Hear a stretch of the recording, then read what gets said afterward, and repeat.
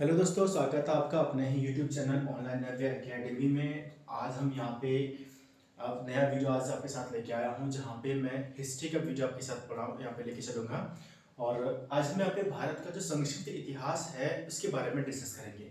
क्या क्या आपको या क्या क्या हमें जो है इतिहास में पढ़ने के लिए मिलेगा और कहाँ कहाँ वो बेनिफिशियल आपके लिए होने वाला है। सबसे पहले उसके बारे में चर्चा कर लेते हैं, ठीक है। तो सबसे पहले भी आपकी जो अपकमिंग एग्जाम है, तो नंबर 1 आपका अपकमिंग एग्जाम क्या है? लोअर पीसीएस, ठीक है। लोअर पीसीएस आपका है, पहला एग्जाम आपका है। दूसरा आपका एग्जाम कौन सा है? दूसरा आपका हो जाएगा जैसे कि लॉगिंग ऑफिसर या लॉगिंग ऑफिसर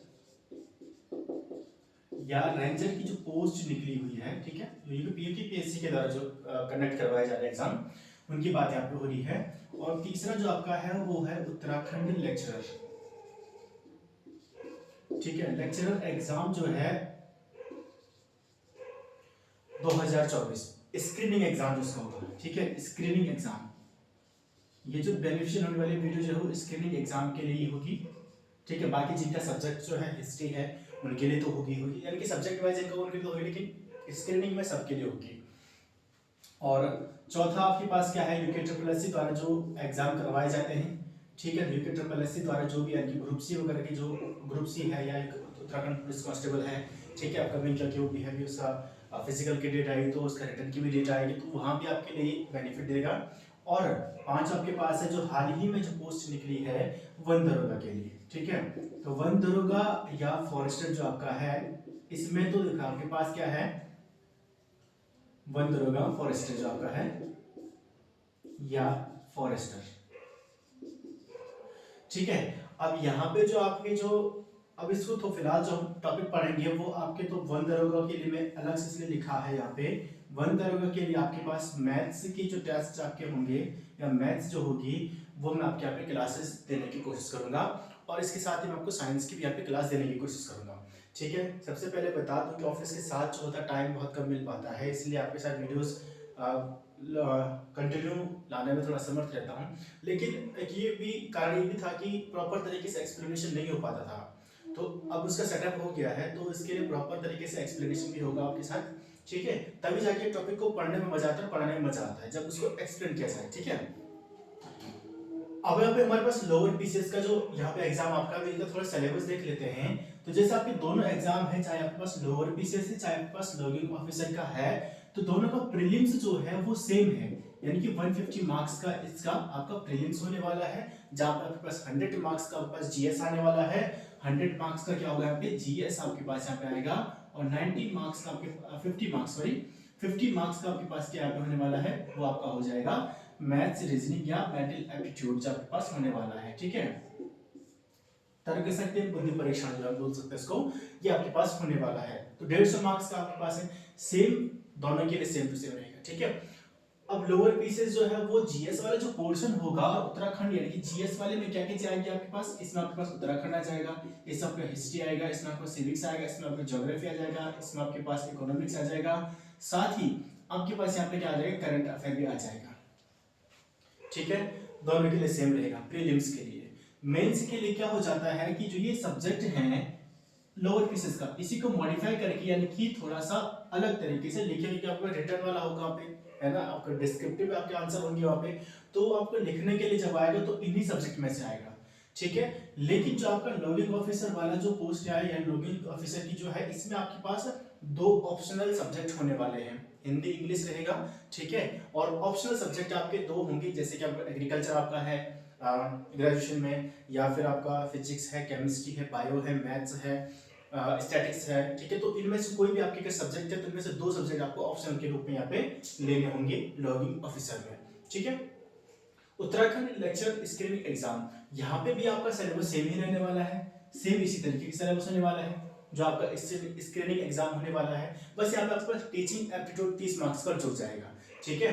30 मार्क्स का 30 से 40 मार्क्स आपके पास क्या जुड़ यहाँ पे टीचिंग एप्टीट्यूड जुड़ जाएगा। बाकी आपका करंट अफेयर आएगा, जीएस आएगा, उत्तराखंड आएगा, ठीक है। और थोड़ा बहुत आपके पास हो रीजनिंग मैथ्स भी वहाँ पे पूछ सकता है। अगला है UK triple S C. UK triple S C के द्वारा जो सिलेबस होगा वो सेम टू सेम सिलेबस रहता है, ये आप लोग अगर एग्जाम दिए हो तो आपको पता होगा, सेम सिलेबस रहता है, ठीक है। 40 नंबर का आपको उत्तराखंड आ जाएगा, 40 नंबर का जीएस और 20 नंबर की हिंदी। ठीक है, तो यहाँ पे हिंदी जुड़ जाता है। जीएस में तो सेम आपके पास उत्तराखंड, जीएस में आपके पास हिस्ट्री, सिविक्स, ज्योग्राफी, ठीक है, इकोनॉमिक्स से रिलेटेड, करंट अफेयर से रिलेटेड आपके पास आ जाएंगे। बाकी उत्तराखंड 40 नंबर का रहेगा, 20 नंबर की आपकी हिंदी आ जाती है। वन दरोगा में मैंने आपको बताया कि पीसीएम भी जो आपके पास है, फिजिक्स केमिस्ट्री मैथ्स या फिजिक्स केमिस्ट्री बायो, जो भी आपके अगर इंटर में है तो वही सब्जेक्ट पूछे जाएंगे, यानी कि फिजिक्स केमिस्ट्री मैथ्स बायो, इनसे आपके पास ही क्वेश्चन पूछे जाएंगे। ठीक है, तो मैथ्स की वीडियो, साइंस की वीडियो जो है वो प्रॉपर देने की कोशिश करूंगा जैसे भी टाइम मिलता है। तो वीडियो को आप ज्यादा से ज्यादा इसको शेयर करिएगा, और फर्स्ट टाइम अगर आप चैनल पर आते हैं चैनल को सब्सक्राइब जरूर करिएगा। ठीक है, अब हम बात करते हैं हमारा मेन टॉपिक आज का जो है क्लास का। ठीक है, तो हमारी आज की क्लास जो होने वाली है वो हम बात करने वाले हैं भारत इतिहास का संक्षिप्त विवरण। ठीक है, तो इसको हम पढ़ेंगे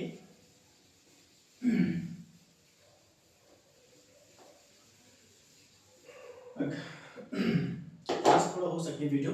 ठीक है, तो यहाँ पे हमारे पास जो पहला आपके पास होने वाला है, यहाँ पे सबसे पहले तो हम यहाँ पे लेके चलेंगे भारतीय इतिहास का संक्षिप्त वर्णन। ठीक है, भारतीय इतिहास का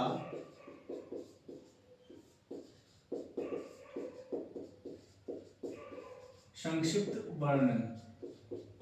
ठीक है, एक बार देख लेता हूं प्रॉपर बोर्ड से दिख रहा है नहीं दिख रहा है इसमें। ठीक है, दिख रहा है ना। अब भारतीय इतिहास का संक्षिप्त वर्णन से पहले सबसे पहले बात करते हैं कि इतिहास है क्या। इतिहास क्या है?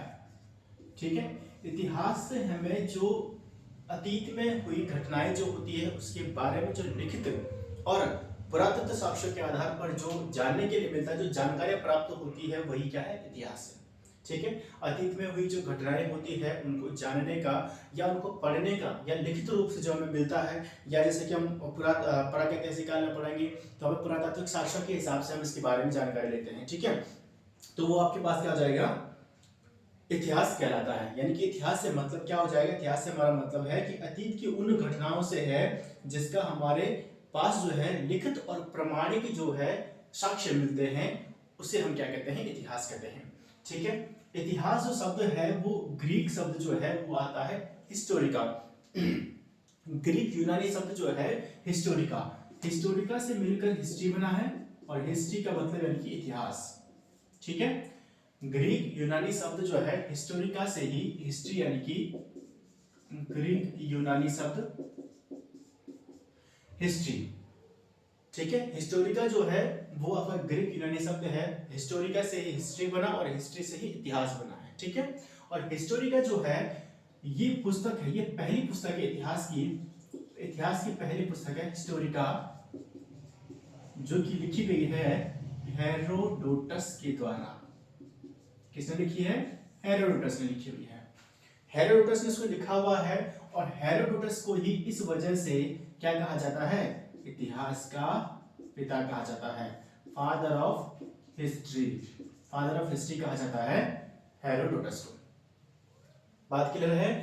सबसे पहले इतिहास क्या है इसके बारे में हमने पढ़ा। यहाँ पे इतिहास शब्द यानी कि हिस्ट्री शब्द की उत्पत्ति कहां से हुई है?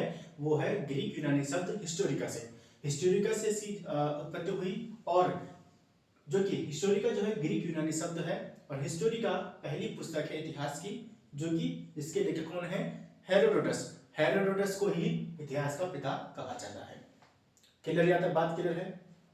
ठीक है, अब यहाँ पे अगर हम यहाँ पे बात करें भारत जो है, भारत के इतिहास के बारे में यहाँ पे बात करेंगे, तो भारत जो है वो उत्तर में कश्मीर से लेकर दक्षिण में समुद्र तक, यानी कि तमिलनाडु के तट जो नीचे आपके पास रहते हैं, तटीय क्षेत्र जो जाता है समुद्र तक, दक्षिण में समुद्र तक जो फैला हुआ एक उपमहाद्वीप के नाम से जाना जाता है, एक उपमहाद्वीप के रूप में ही है। ठीक है, तो उपमहाद्वीप एक उपमहाद्वीप के अपना पे एक उपमहाद्वीप के रूप में है। ठीक है, महाद्वीप तो बड़ा हो गया ना, उपमहाद्वीप के रूप में है, जिसको भारतवर्ष के नाम से जाना जाता है। भारतवर्ष के नाम से जाना जाता है। भारतवर्ष के नाम से इसको इसलिए जाना जाता है पुराण और महाभारत में। ठीक है, महाभारत और पुराण में भारत के लिए जो शब्द किया गया है, प्रयोग किया गया है, वो शब्द प्रयोग किया गया है भारतवर्ष। भारतवर्ष। ठीक है, भारतवर्ष यानी कि जो आपके पास अगर भारतवर्ष की अगर बात करें, भारतवर्ष यहाँ पे नाम दिया गया है भारतवर्ष, यानी कि हमारे पास पुराणों में जो भारतवर्ष नाम दिया गया है उसका मतलब क्या हो गया, भरत की संतान या भरतों का देश, भरतों का देश। ठीक है, भारतवर्ष मतलब क्या है, भरतों का देश, भरतों का देश। और भारतवर्ष यानी कि भरतों का देश, और यहाँ के रहने वाले लोगों को भारतीय यानी कि भरत की संतान के नाम से भी यहाँ पे जाना जाता है। इस क्षेत्र में आने वाले लोगों को भरत की संतान के रूप में भी यहाँ पे जाना जाता है। पहला नाम आपके मिल गया। तो हमने पहले हिस्ट्री में पहला नाम भारत के क्या पढ़ा, भारतवर्ष। अभी और भी नाम आएंगे यहाँ पे, ठीक है, भारतवर्ष। दूसरा यहाँ पे नाम आता है जम्बू द्वीप, दूसरा नाम आता है जम्बू द्वीप। जम्बू द्वीप जो नाम मिलता है वो उस समय यानी कि पुराने प्राचीन भारत, जो प्राचीन समय जो था भारत में था, जामुन के वृक्ष सर्वाधिक मात्रा में होते थे, यानी कि जामुन वृक्षों की अधिकता जो होती थी, यानी कि जामुन वृक्ष अधिक मात्रा में उगते थे, तो इस कारण से इसको जम्बू द्वीप भी कहा गया है। आगे चलकर जो प्राचीन भारतीय जो थे उन्होंने यानी कि जामुन के वृक्ष होने की वजह से प्राचीन भारतीय इसका नाम क्या दे दिया, जम्बू द्वीप दे दिया। ठीक है, वहीं अगर हम बात करें दूसरा जो तीसरा जो नाम आपके पास आता है, जो प्राचीन यूनानी जो थे, ठीक है, प्राचीन जो यूनानी जो थे उन्होंने इसको नाम दिया प्राचीन यूनानी। तो यूनानियों ने इसको क्या नाम दिया, इन्होंने इसको नाम दिया इंडे। क्या नाम दिया, इंडे। और इंडे शब्द से बना हमारा इंडिया, इंडे शब्द से क्या बना, इंडिया बना है। बात क्लियर है। तो इंडे शब्द से हमारे क्या बन गया, इंडिया बन गया। और इसी के साथ हमारा जो होता है प्राचीन ईरानी जो आए थे, ईरानी जो थे प्राचीन ईरानी, वो भारत को, ठीक है, भारत को सिंधु नदी के नाम से जोड़कर जानते थे। सिंधु नदी से होते हुए यानी कि सिंधु नदी से जोड़ते थे। और सिंधु नदी को सिंधु न कहकर सौ को वो कहते थे हाँ। तो क्या बन गया फिर, ये हिंदू बन गया। तो फिर इसी नाम से उत्पत्ति हुई हिंदू की, और मध्यकालीन भारत में आते आते ये नाम बन गया हिंदुस्तान। क्लियर है, यहां तक आते आते जो नाम बन गया वो क्या बन गया, हिंदुस्तान नाम बन गया। ठीक है, तो यहाँ पे हमारे पास जो नाम थे, पहला तो हमने भारतवर्ष पढ़ा जो हमारे पास पुराणों और महाभारत और पुराणों में मिलता है। दूसरा हमने देखा जम्बूद्वीप, यानी कि जामुन के वृक्ष की अधिकता के कारण जम्बूद्वीप यहाँ पे नाम आता है। ठीक है, सिंधु को हिंदू यहाँ पे कहा गया है, जो कि प्राचीन ईरानियों के द्वारा कहा गया है, जहां पर वो भारत को सिंधु नदी से होकर जोड़ते थे। और स को स न कहकर वो ह कहते थे, जिससे सिंधु का हिंदू हो गया। और आगे चलकर यही नाम मध्यकालीन भारत में हिंदुस्तान के नाम से जाना जाने लगा। दूसरा हमने यहाँ पे पढ़ा प्राचीन यूनानी जो थे उसे इंडे कहते थे, और इंडे से ही क्या हुआ, इंडे से ही क्या बन गया, इंडिया शब्द बन गया। ठीक है, अरबियन नबी कहा है इसको। ठीक है, अरबियन नबी हिंद नाम दिया था इसको, और प्राचीन ईरानियों ने इसको सिंधु के नाम से हिंदू बोल दिया। ठीक है, और अरबियों ने क्या कर दिया, हिंद का, और हिंद से आपका हिंदुस्तान बन गया। अब यहाँ पे अगर जो हमारा विंध्याचल पर्वत है, जो विंध्याचल पर्वत है, विंध्याचल पर्वत भारत को दो भागों में बांटता है। विंध्याचल पर्वत जो है, विंध्याचल पर्वत भारत को दो भागों में बांटता है। एक होता है आपका उत्तरी भारत, उत्तरी भारत, और दूसरा आपके पास आ जाएगा दक्षिणी भारत। उत्तरी भारत के जो लोग होते हैं, यानी कि उत्तरी भारत के जो लोग थे वो आपके इंडो यूरोपियन भाषा बोलते हैं। ठीक है, उत्तरी भारत के लोग क्या बोलते हैं, इंडो यूरोपियन भाषाई लोग होते हैं, इंडो यूरोपियन भाषाई लोग हैं आपके उत्तरी भारत के।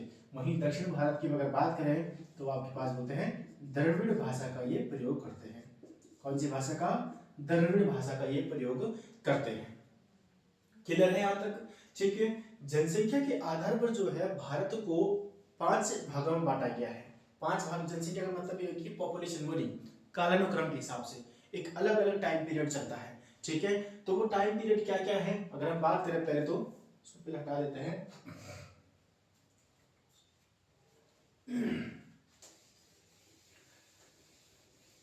इस चीज को आप वीडियो जब आप चला रहे हैं तो उसको आप नोट भी करते रहिएगा। ठीक है, क्योंकि स्क्रीनशॉट आप लेके जिस भी तरीके से आपको लेना चाहें। तो भारत की जो जनसंख्या जो है उसकी जो प्रमुख नस्लों के हिसाब से हम बात करें, कालानुक्रम नहीं नस्ल बोल सकते हैं उसको, प्रमुख जो नस्लें रही हैं जिनके बारे में अभी प्रेजेंट टाइम पर जो नस्लें हैं, नस्लों की अगर बात करें, प्रोटो ऑस्ट्रेलॉइड,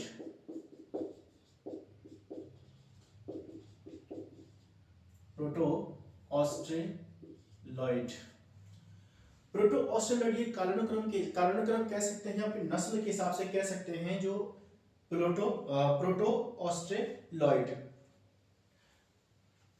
दूसरा आपके पास पैलियो मेडिटेरेनियन,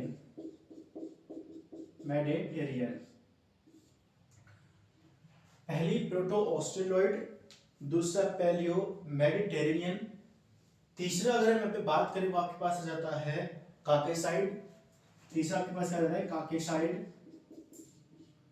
फिर आता है निग्रोइड और मंगोलॉइड।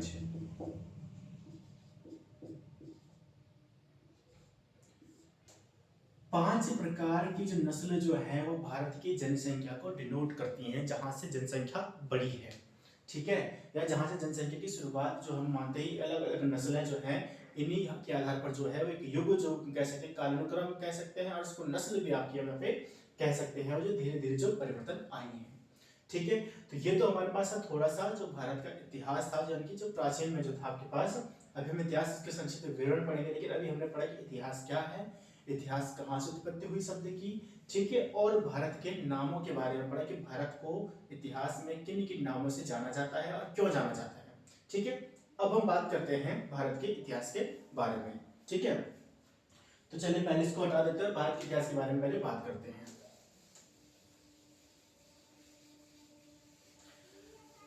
भारत का जो इतिहास मेन तौर पर जो हम पढ़ते हैं, जो मुख्य रूप से हमारा बांटा जाता है वो तीन भागों में बांटा जाता है, जिसमें हमारे पास आ जाता है प्राग ऐतिहासिक काल, आदि ऐतिहासिक काल और ऐतिहासिक काल, ठीक है। अगर फास्ट हो रहा है वीडियो तो आप कमेंट में बता सकते हैं, ठीक है। तो अब लाइव क्लास तो है, मैं कल कोशिश की थी लाइव क्लास लेने की, लेकिन नेटवर्क इश्यू के कारण एरिया में नेटवर्क का थोड़ा इश्यू रहता है, तो इश्यू होने के कारण जो था प्रॉपर तरीके से वीडियो नहीं बन पा रही थी, तो इसलिए फिर मैं रिकॉर्डेड क्लास दे रहा हूँ, ठीक है। तो भारत इतिहास का संक्षिप्त वर्णन जो हम यहाँ पे करते हैं, तो सबसे पहले हम इसको बांटेंगे तीन भाग में, तीन भाग में इसको पहले बांट देते हैं, ठीक है। तो सबसे पहले तीन भाग में पहला भाग आपका आ जाता है प्रागैतिहासिक काल, प्रागैतिहासिक काल, प्रागैतिहासिक काल। दूसरा आपके पास आ जाता है आदि ऐतिहासिक काल, आदि ऐतिहासिक काल, और तीसरा आपके पास आ जाता है ऐतिहासिक काल।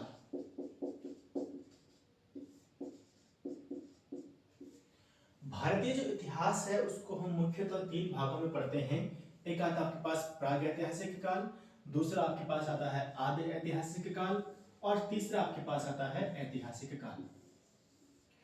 प्रागैतिहासिक काल का मतलब आपके पास हो गया कि ये जो वो काल है जहां पर मनुष्य जो था वो लिपि से पूर्ण रूप से अपरिचित था, यानी कि लिपि से अपरिचित मतलब ना तो वो लिपि को वो लिखी गई है, ना वो लिखना जानता था, ना वो पढ़ना जानता था,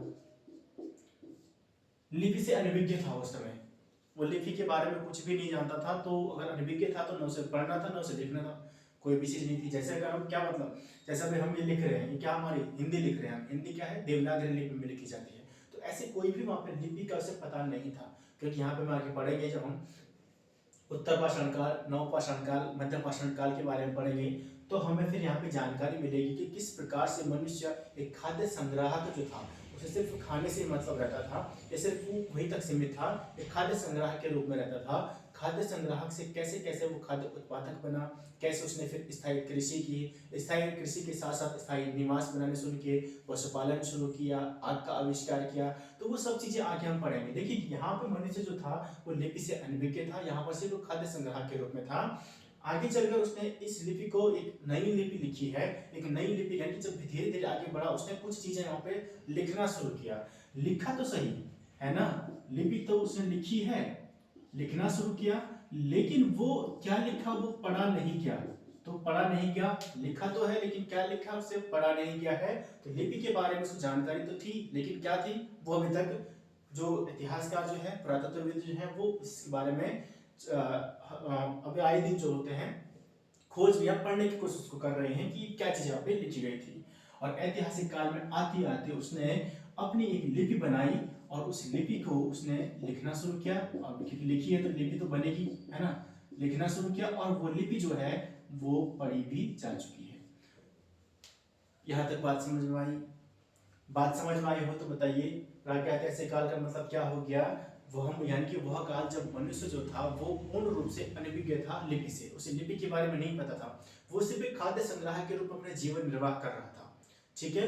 फिर इसके बाद आदि ऐतिहासिक काल आया। आदि ऐतिहासिक काल में उसने अपनी एक लिपि तो बनाई, या लिपि को उसने लिखना तो जाना, लेकिन वो लिपि क्या है वो नहीं पढ़ी गई अभी तक। और ऐतिहासिक काल में वो लिपि से पूर्ण रूप से परिचित हो गया, उस लिपि को पढ़ा भी जा चुका है और पढ़ा भी जाता है। ठीक है। तो ये आपके पास 3 भागों में सबसे पहले इस बात को देख लेते हैं। इसके बाद जो होता है, ठीक है, इसके बाद आता है हमारा सबसे पहले तो यहाँ पे आता है प्रागैतिहासिक काल। प्रागैतिहासिक काल को हम फिर 3 भागों में पढ़ते हैं। थोड़ा पानी पिया जाए। तो प्रागैतिहासिक काल जो था वहां पर मनुष्य को जो अगर हम टाइम पीरियड की बात करें तो इसका टाइम पीरियड कंफर्म नहीं है। ठीक है। तो यानी कि जब से पृथ्वी की उत्पत्ति हुई है ना, तो वहां से लेकर 10,000 साल तक उसको माना गया है, 10,000 ईसा पूर्व। यानी कि लाखों वर्ष का टाइम पीरियड जो रहा है, लाखों वर्ष पूर्व से अगर हम बात करें तो कहां तक, 10,000 ईसा पूर्व तक। ठीक है। इसके बाद जो आदि ऐतिहासिक काल आपका आता है, ये आपका आता है 10,000 ईसा पूर्व से लेकर 6,000 ईसा पूर्व तक। लाखों वर्ष ईसा पूर्व से लेकर 10,000 ईसा पूर्व तक का काल जो आपका है वो प्रागैतिहासिक काल में आ जाएगा। इसके बाद आपका प्रागैतिहासिक ऐतिहासिक काल जो कि 10,000 से 6,000 ईसा पूर्व तक आ जाएगा। और आदि ऐतिहासिक काल आपका जो आ जाता है, सॉरी इसमें ये आदि ऐतिहासिक काल बाद का समय होता है। लाखों वर्ष पूर्व से लेकर 10,000 साल तक जो है आपका वो आपके पास आएगा पुरापाषाण काल। ठीक है। पहला जो हम इसको भाग में बांटते हैं पुरापाषाण काल। पुरापाषाण काल, पुरापाषाण काल जो आपका आता है लाखों वर्ष पूर्व से लेकर 10,000 ईसा पूर्व तक का काल जो है वो पुरापाषाण काल आ जाता है। दूसरा आपके पास आता है मध्यपाषाण काल। मध्यपाषाण काल, मध्यपाषाण काल जो है वो 10,000 ईसा पूर्व से लेकर 10,000 बीसी यानी कि बीसी से लेकर 6,000 बीसी तक। और तीसरा आपके पास आता है नवपाषाण काल। नवपाषाण काल, नवपाषाण काल जो है वो 6,000 बीसी के बाद का जो समय आता है वो आपके पास आता है नवपाषाण काल में। ठीक है। अब यहाँ पे जो था मनुष्य जो था, पहले हम यहाँ पे इसको डिटेल में पढ़ेंगे जब हम प्रॉपर तरीके से क्लासेस यहाँ पे हम संक्षिप्त विवरण पढ़ रहे हैं। पूरा इतिहास क्या पढ़ना आपको, संक्षिप्त विवरण का मतलब है आपको इतिहास में पढ़ना क्या क्या चीजें हैं। ठीक है। अब मैं डायरेक्टली उठाता हूँ यहाँ पे कोई भी टॉपिक उठा के लेके आ जाऊँ तो वो चीजें फिर समझ में नहीं आएंगी। ठीक है। तो प्रॉपर आपको जीरो से स्टार्ट हो रहा है, ये जहाँ से स्टार्ट होती है हमारे इतिहास की, भारत के इतिहास की, वहां से हम स्टार्ट कर रहे हैं इसको। ठीक है। पुरापाषाण काल यानी कि प्रागैतिहासिक काल जो था वो ये काल था जब मनुष्य की उत्पत्ति हुई है, उस काल की अब बात हो रही है। यानी कि पुरापाषाण काल में आरंभिक मानव का जो विकास और विकास का युग जो था वो यही था पुरापाषाण काल, जहां से वो क्या था, एक सिर्फ मैंने जैसे आपको पहले बताया खाद्य संग्राहक के रूप में था, शिकार करना जानता था। मध्यपाषाण काल में आते आते उसने अपने आप को थोड़ा डेवलप किया।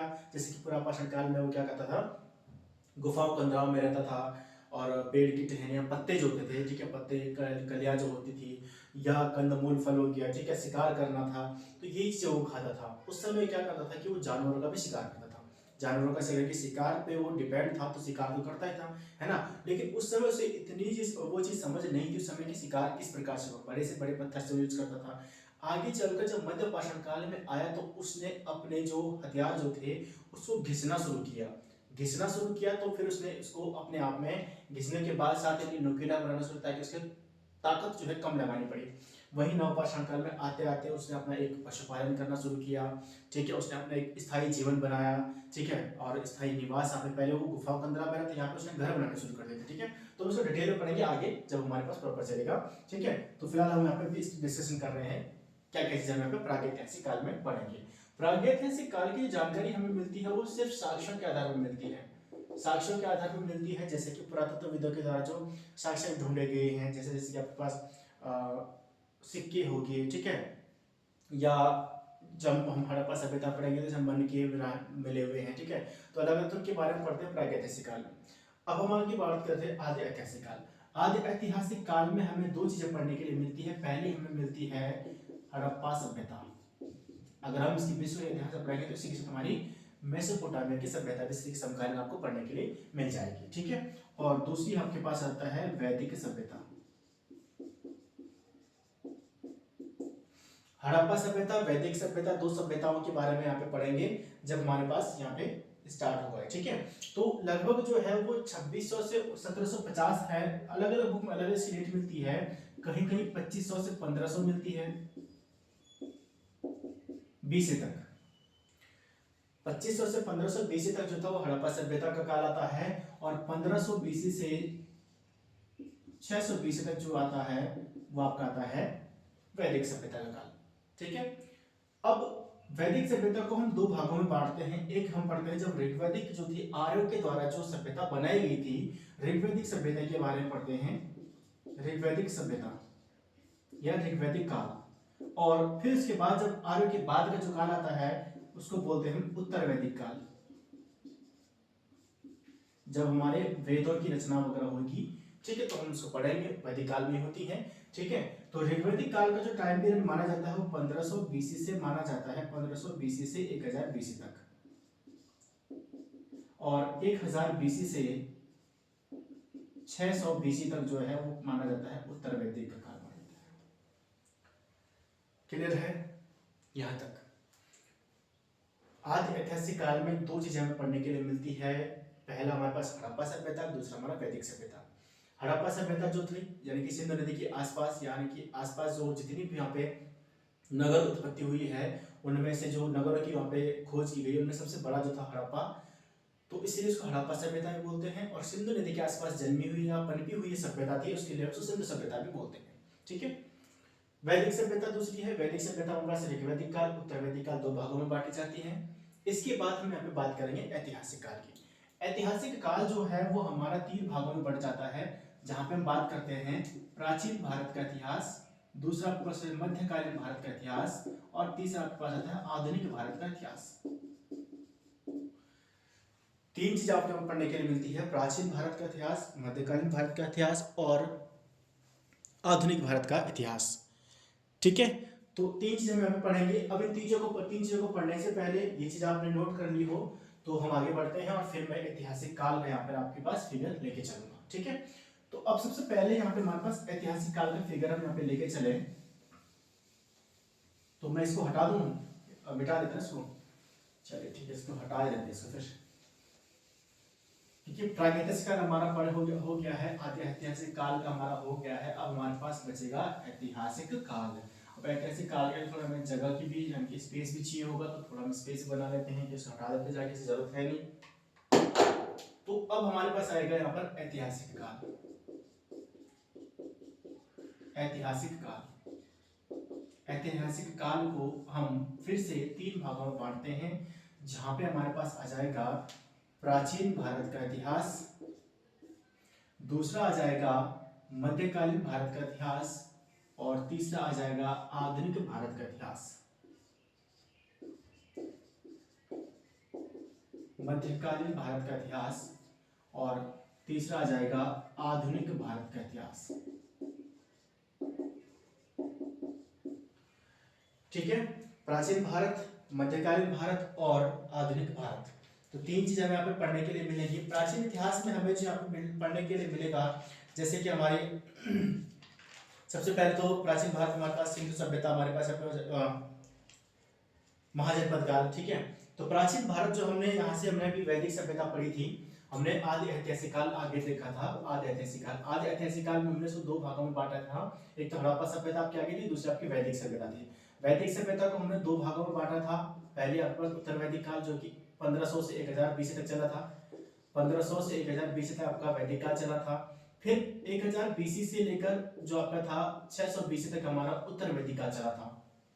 600 बीसी तक खत्म हो गया था। ठीक है, अब हमारे पास आता है प्राचीन भारत का इतिहास। प्राचीन भारत का इतिहास हमारे पास आ जाता है 612 बीसी से लेकर 712 एडी तक। अब ये एडी बीसी क्या है?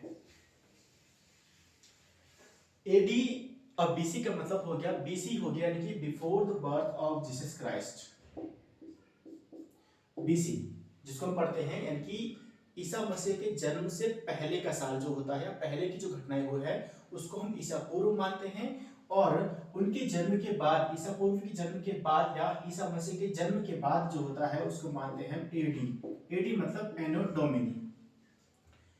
बीसी का मतलब आपके पास हो गया before the birth of Jesus Christ, और एडी का मतलब हो गया एनो डोमिनी। ठीक है, यानी कि ईसवी, और before the birth of Jesus Christ यानी कि ईसा पूर्व। दो चीजें समझ में आ गई। ठीक है, तो इसलिए हम इसको यहाँ पे पढ़ते हैं। मान लीजिए यानी कि हम जो 2025 में हैं तो 2025 ईस्वी हम इसको लिखते हैं, है ना। यानी कि ईसा मसीह के जन्म से 2025 साल की बात करिए। 2025 साल बीत चुके उनके जन्म हुए, तो उनके जन्म से 2025 साल बाद हम अभी आज प्रेजेंट में हैं। ठीक है, और अगर हम यहाँ पे जैसे बात की इसी की अगर हमें बात करते हैं कि जो घटना है यानी कि जो है ये जीसस क्राइस्ट के 600 साल पहले जन्म से 600 साल पहले से लेकर उनके जन्म के 712 साल के बाद तक जो चला है वो आपका प्राचीन भारत का इतिहास रहा है। ठीक है, अब यहाँ पे प्राचीन भारत का इतिहास हमें क्या क्या पढ़ने के लिए मिलेगा यहाँ पे? तो प्राचीन भारत का इतिहास जो होता है हम इसमें पढ़ते हैं। सबसे पहले तो जो जब भारत यानी कि जो आर्य जो लोग थे उन्होंने एक सभ्यता बनी थी, वैदिक सभ्यता। तो वहां पे क्या होता था कि एक कुल जो था वो सबसे छोटी इकाई थी, मतलब परिवार जो था प्रशासन की सबसे छोटी इकाई थी। परिवार से जो था आगे बढ़कर, ठीक है, कुल से परिवारों से मिलकर गांव, कुलों को मिलकर ग्राम बना, ग्राम से मिलकर बना विश्व, विश्व से बना जन, जन से आगे बढ़कर उत्तर वैदिक काल में एक और आगे जाता है जनपद। ठीक है, और जनपदों से मिलकर बनता है महाजनपद। ठीक है, तो सबसे पहले हम यहाँ पे पढ़ेंगे महाजनपदों के बारे में, महाजनपद के बारे में। ठीक है, महाजनपद जो थे, जो हमें 16 महाजनपदों की हमें जानकारी मिलती है वो बौद्ध ग्रंथ जो है अंगुत्तर निकाय से मिलती है। ठीक है, अंगुत्तर निकाय से मिलती है महाजनपद की जानकारी। तो पहले हम इसके बारे में पढ़ेंगे, फिर हम पढ़ेंगे यहाँ पे मगध साम्राज्य। क्या पढ़ेंगे? मगध साम्राज्य। आज पूरा हिस्ट्री आपके पास प्रॉपर तरीके से क्लियर हो जाएगा कि हिस्ट्री एक्चुअली है क्या, क्या क्या चीजें पढ़नी है, कहाँ से स्टार्ट करनी है। ठीक है, एकदम बीच से नहीं स्टार्ट करेंगे और मजा आपको बहुत आने वाला है। अगर आप वीडियो देख रहे हैं तो आपको बहुत अच्छा लगेगा, इसमें मजा आएगा कि वीडियो इतिहास को आप कैसे पढ़ेंगे इसमें। ठीक है, महाजनपद काल। महाजनपद काल में हमारे अलग अलग वंश आ जाते हैं, जैसे कि हर्यक वंश हो गया, शिशुनाग वंश हो गया, नंद वंश हो गया। नंद वंश का अंतिम शासक धननंद को जो था वो पराजित किया था चंद्रगुप्त मौर्य ने, और यहाँ पे उसने किया था मौर्य वंश की स्थापना की थी। मौर्य साम्राज्य हमारे यहाँ पे आ जाएगा। मौर्य साम्राज्य के बाद हमारे पास आ जाता है उसके बाद का काल, यानी कि मौर्योत्तर काल। मौर्योत्तर काल, मौर्योत्तर काल के बाद आपके पास आता है गुप्त काल, और उसके बाद आता है गुप्तोत्तर काल कह सकते हैं आप इसको, या इसको कह सकते हैं वर्धन वंश का काल या हर्षवर्धन का काल। ठीक है, वर्धन वंश कहें या हर्षवर्धन काल कहें, तो ये आपके पास मिलेंगे आपको प्राचीन भारत के इतिहास में। 712 तक जब मोहम्मद बिन कासिम जो होगा भारत पर आक्रमण करता है, 712 ईस्वी में जब पहला मुस्लिम आक्रमण होता है, ठीक है, तो यहाँ तक जो आपका काल आ जाएगा वो आपका प्राचीन भारत में आ जाएगा। 712 में जब मोहम्मद बिन कासिम जो है भारत पर आक्रमण करता है, जबकि सिंध में जो आक्रमण करता है दाहिर के समय, ठीक है, दाहिर को जो पराजित करता है वो, तो यहाँ से हमारा मध्यकालीन भारत का इतिहास शुरू हो जाता है। जैसे कि हमारा जो इतिहास हो जाएगा मध्यकालीन भारत 712 एडी से लेकर, अब ईस्वी पढ़ेंगे इसको, ठीक है, ईसा पूर्व हो चुका खत्म, 712 एडी से लेकर 1707 एडी तक, ये हमारा आपके पास रहता है मध्यकालीन भारत का इतिहास। यानी कि अरब आक्रमण जो होता है मोहम्मद बिन कासिम के बाद से लेकर वहां से शुरू होता है और 1707 तक, कहाँ तक, जब 1707 में औरंगजेब की मृत्यु होती है, औरंगजेब की मृत्यु होती है। उसके बाद औरंगजेब के उत्तराधिकारी भी रहे, मुगल वंश के उत्तराधिकारी, मुगल के उत्तराधिकारी रहे, जैसे कि मोहम्मद शाह हो गया और फर्रुखशर हो गया और आलमगीर द्वितीय हो गया, शाह आलम द्वितीय हो गया, बहादुर शाह द्वितीय हो गया, जिसको बहादुर शाह जफर के नाम जानते हैं। तो वो बहादुर शाह जफर जो था हम आगे पढ़ेंगे उसके बारे में, ठीक है। 1707 से शुरू होगा हमारा आधुनिक भारत का इतिहास और 1964 तक चलेगा, ठीक है, इसको लिख देते हैं हमें 1707 से लेकर 1964 तक, 1964 तक। क्या चीजें पढ़ने के लिए मिलेगी, मैं आपको डिटेल में समझाऊं क्या चीजें मैं पढ़ने वाले हैं, क्लियर है, ठीक है। अब मध्यकालीन भारत में 1707 तक यानी कि औरंगजेब का जब आक्रमण होगा, औरंगजेब की मृत्यु हो जाएगी, तब तक का इतिहास जो आपका क्या कहलाएगा, मध्यकालीन भारत का इतिहास कहलाएगा। मध्यकालीन भारत के इतिहास को हम दो भागों में पढ़ते हैं। एक तो आपके पास रहता है पूर्व मध्यकाल, ठीक है, पहले क्या आपके पास आता है पूर्व मध्यकालीन भारत का इतिहास और दूसरा आता है उत्तर मध्यकालीन भारत का इतिहास। पूर्व मध्यकालीन भारत का इतिहास और दूसरा हम पढ़ते हैं यहाँ पे उत्तर मध्यकालीन। उत्तर शब्द जो है वो बाद के लिए भी प्रयोग किया गया है। उत्तर मध्यकालीन भारत का इतिहास दो भागों में पढ़ते हैं, ठीक है। अब जो पूर्व मध्यकालीन भारत था, इसमें उत्तर भारत में अलग शासन था, अलग अलग राज्य वंश शासन कर रहे थे। दक्षिण भारत में अलग अलग शासन कर रहे थे, अलग अलग राजवंश थे, और दक्षिण भारत में अलग अलग राजवंश यहाँ पर शासन कर रहे थे। यानी कि तीन प्रकार से भारत जो था बटा हुआ था, कैसे तीन से बड़ा, उत्तर, दक्षिण और दक्षिण में, ठीक है। उस समय कब, पूर्व मध्यकाल में भारत तीन भागों में बटा हुआ था, बटा ही था ये तो, है ना। तो यहाँ पे अलग वंश शासन कर रहे थे और यहाँ पे अलग वंश शासन कर रहे थे, और दक्षिण भारत में अलग वंश शासन कर रहे थे। तीन अलग अलग जो वंश वहां पे शासन कर रहे थे जब पूर्व मध्यकालीन भारत में, ठीक है। उसी में हमारे पास उत्तर मध्यकालीन भारत भी आएगा, जिसके बारे में भी डिस्कस करेंगे हम। अब पहले बात करते हैं पूर्व मध्यकालीन भारत में जो थे, तो उत्तर भारत में वो कौन कौन से वंश जो थे यहाँ पर शासन कर रहे थे। तो उत्तर मध्यकाल में जो थे, यानी कि उत्तर भारत में जो थे, राजपूत हो गया, राजपूत वंश और गुर्जर वंश और प्रतिहार, वैसे गुर्जर प्रतिहार एक ही हो जाता है इसमें, ठीक है। गुर्जर प्रतिहार वंश जो था वो यहाँ पे शासन कर रहे थे, या गुर्जर प्रतिहार एक ही हो गया तो हमें पाल वंश भी तो था इसमें, तो पाल वंश कर लेते हैं, ठीक है। गुर्जर प्रतिहार तो एक ही हो गया और पाल वंश। दक्कन भारत में उस समय यानी कि पूर्व मध्यकाल में दक्कन भारत में जो शासक जो थे वो थे चालुक्य थे, चालुक्य वंश का था शासन, पल्लव वंश का शासन था और राष्ट्रकूट वंश का शासन था। दक्षिण भारत की अगर हम बात करें तो दक्षिण भारत में चेल, चोल, पांड्य, ठीक है, तो चेल वंश था, चोल वंश था, पांड्य वंश था। तो इस प्रकार से जो थी अनेक वंश जो थे वो दक्षिण भारत में यहाँ पर शासन कर रहे थे, ठीक है। चोल वंश का तो शाही चोल भी आता, चेल चोल, पांड्य, शाही चोल आदि वंश जो थे यहाँ पे शासन कर रहे थे। वहीं अगर हम बात करें उत्तर मध्यकालीन भारत में, तो उत्तर मध्यकालीन भारत में भी सेम उत्तर भारत, दक्षिण भारत और दक्षिण भारत में शासन कर रहे थे, ठीक है। तीन भागों में जो थे अलग अलग वंश यहाँ पे शासन कर रहे थे।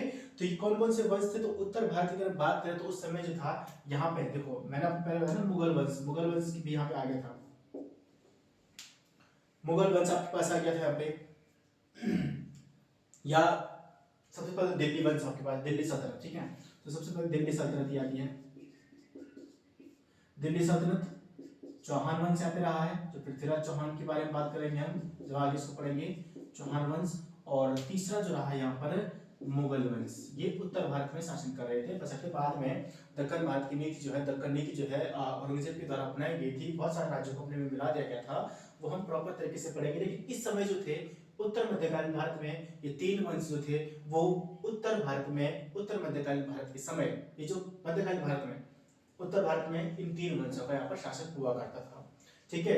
दक्कन भारत में जो था, दक्कन भारत में भी आपके मुख्य वंश जो रहे हैं वहां पर है विजयनगर साम्राज्य रहा है और बहमनी साम्राज्य रहा है, विजयनगर साम्राज्य और बहमनी साम्राज्य, इनका यहाँ पर शासन रहा है।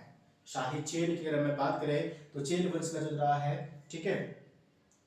तो फिर इसके बाद दक्षिण भारत में जो थे पूर्व मध्यकाल में, उत्तर मध्यकाल में चेल, यादव वंश, होयसल वंश, काकतीय, ठीक है, काकतीय, ये आपके वंश जो थे वो दक्षिण भारत में शासन कर रहे थे उत्तर मध्यकालीन के समय, ठीक है, यानी कि 1712 से लेकर 1707 के समय जो थे ये लोग यहाँ पर शासन कर रहे थे। बात आई समझ में। इसके बाद जो होता है हमारा आता है आधुनिक भारत का इतिहास, ठीक है। तो आधुनिक भारत का इतिहास हमारा 1707 से, इसको अगर आपने नोट कर लिया हो तो उसको नोट कर लीजिए। फिर हम आधुनिक भारत का देखते हैं, ठीक है। तो इसी शॉर्ट नोट कर लिया होगा आपने। अब आधुनिक भारत में देखते हैं। आधुनिक भारत भी है। अब यहाँ पे जो था मुगल जो थे वो धीरे धीरे जो थे उनकी जड़ें आपको उखड़ने लग गई थी, और यहाँ पर मुगलों के जाने के बाद, या मुगलों का तो खात्मा हो ही गया था, 1857 की क्रांति हुई थी जब, ठीक है। तो उस समय 1857 की क्रांति के समय जो था शासक कौन था उस समय? बहादुर शाह जफर या बहादुर शाह द्वितीय था, जिसको 1857 की क्रांति में भाग लेने के कारण अंग्रेजों ने रंगून भेज दिया था, और जहां पर उसकी मृत्यु हो गई थी, और इसके बाद ही मुगल वंश का चैप्टर भी पूरा खत्म हो गया था, ठीक है। इसके बाद जो यहाँ पे होता है यूरोपीय कंपनियां आती हैं, ठीक है। यूरोपीय कंपनियां आती हैं, जैसे कि आपकी सबसे पहले यहाँ पर पढ़ेंगे यूरोपियों का आगमन, यूरोपीय कंपनियों का आगमन, यूरोपीय कंपनियों का आगमन। यूरोपीय कंपनियां आती हैं, पुर्तगाली आए, डच आए, अंग्रेज आए, ठीक है, और डेनमार्क आए, और फ्रांसीसी आए। तो अलग अलग कंपनियों की, यूरोपीय कंपनियों का आगमन होता है, लेकिन सबसे अधिक समय तक जो रहे अंग्रेजों ने यहाँ पर शासन किया, ठीक है। अंग्रेजों ने यहाँ पे शासन किया, तो अंग्रेजों के धीरे धीरे यहाँ पे जड़ें उनकी मजबूत होने लगी, ठीक है, जब आए। और फिर इसके बाद उन्होंने यहाँ पर अपना बिजनेस वगैरह जो था, जो आए थे बिजनेस के तौर पर थे, लेकिन फिर भारत के उसने राजनीतिक, सामाजिक और सभी सांस्कृतिक सभी चीजों को उन्होंने वहाँ पे क्या कर, दखलंदाज कह सकते हैं उसको, करना शुरू किया, अपने हिसाब से उनको चलना शुरू किया, ठीक है।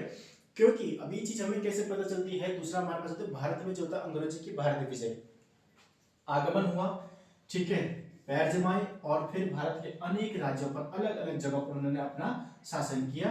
तो भारत पर अंग्रेजों की विजय, ये हम हमारा दूसरा टॉपिक रहेगा। अंग्रेजों की विजय जो होती है भारत पर, किस प्रकार से अंग्रेजों की विजय हुई थी, एक बार में नहीं हुई थी, अलग अलग युद्ध हुए थे, जैसे एंग्लो मराठा और मराठाओं के साथ युद्ध किया, सिखों के साथ युद्ध हुआ, और कर्नाटक युद्ध जो हम पढ़ते हैं, ठीक है, प्लासी का युद्ध आपके पास हो जाएगा, बक्सर का युद्ध हो जाएगा, ठीक है। तो अनेक युद्ध जो यहाँ पे पानीपत, तो आपका थर्ड वॉर तो आपका लग जाता है, ठीक है। तो अनेक युद्ध जो थे वो अंग्रेजों के द्वारा लड़े गए, और फिर उसके बाद भारत के अनेक जगहों पर जो था अपना अधिकार जमाया गया, अपनी फैक्ट्रियां लगाई गई, और इसके बाद होता है उनका अत्याचार शुरू, ठीक है। तो यानी कि भारत की जो दास्ता का बंधन जो आ जाएगा यहाँ पर, जब उन्होंने यहाँ पे लिखी, तो दास्ता का बंधन, भारत में उन्होंने दास्ता का बंधन यहाँ पे शुरू कर दिया, यानी कि भारत के जितने भी अंग्रेजों के द्वारा जो अलग अलग जो भी क्षेत्र थे, सामाजिक हो गया, राजनीतिक हो गया, और आर्थिक क्षेत्रों पर उन्होंने क्या किया, अलग अलग तरीके से अलग अलग नीतियां बनाई और भारत का शोषण करना शुरू किया। लेकिन 1857 को ये सब चीजें क्या हो गई, दही की दही रह गई, जब भारत में एक अचानक से एक बड़ा सैलाब आया, यानी कि एक तूफान कह सकते हैं उसको, जब पूरी अंग्रेज रियासत जो थे वो हिल गई थी, ठीक है। अपना फिर उन्होंने गवर्नर चेंज, जब गवर्नर से फिर वायसराय बन जाता है, तो कोई उनको अपने हिसाब से यहाँ पे कंपनी का शासन जो था वो अपने हाथ में लेना पड़ा था ब्रिटिश क्राउन को, ठीक है। प्रॉपर तरीके से पढ़ेंगे इसको, लेकिन अभी मैं आपको संक्षिप्त विवरण बता रहा हूँ, तो हम इसके बारे में पढ़ेंगे, ठीक है। चौथी जो यहाँ पे चीज होती थी, यहाँ पे अंग्रेजों का यहाँ पर क्या हो गया था, दास्ता का बंधन, यानी कि उन्होंने अपने आपको यहाँ पर बहुत सारी चीजों में हस्तक्षेप करना शुरू कर दिया था, ठीक है। अब यहाँ पे जब बहुत सारी चीजें शुरू हुई, लोगों को यहाँ पर उन्होंने अपना दास बनाना शुरू कर दिया,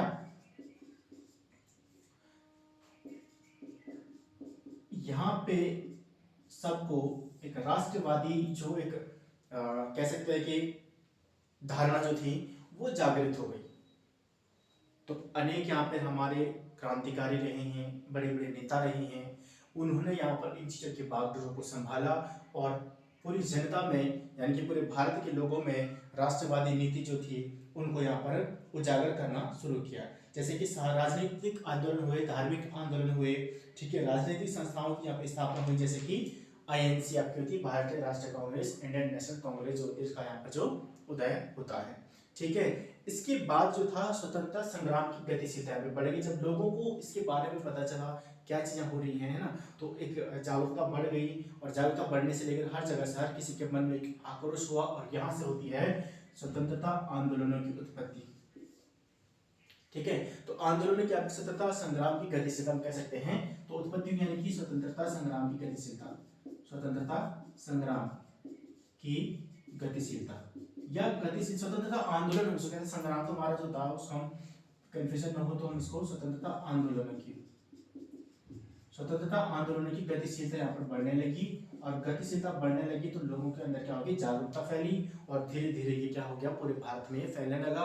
हर किसी को अब क्या था, एक ही चीज थी कि सिर्फ हमें इंडिपेंडेंट होना है, स्वतंत्र होना है, अपना स्वयं का शासन चाहिए। ठीक है, और जब भारत जो है 1947 में स्वतंत्र होता है, तो उसके बाद यहाँ तक यही चलेगा, हमारी गतिशीलता कैसे लेकर उसका पूरा परिणाम क्या रहा, वो सारी चीजें चलेंगी, और फिर रहेगा हमारे पास स्वतंत्रता के बाद का भारत, स्वतंत्रता के बाद का भारत, इसमें हम जो हमारा अंतिम टॉपिक रहेगा, तो हमारा जो होगा 1964 तक का जो इतिहास जो हम यहाँ पे पढ़ेंगे, जहाँ पर हम तत्कालीन संस्थाओं का जो सामना हुआ है यहाँ, और आर्थिक प्रगति की वजह भारत बड़ा हुआ है, उसकी विदेश नीतियाँ क्या क्या रही हैं, जैसे गुटनिरपेक्षता हो गया, तो यहाँ पे हम सब चीज़ों के बारे में पढ़ेंगे।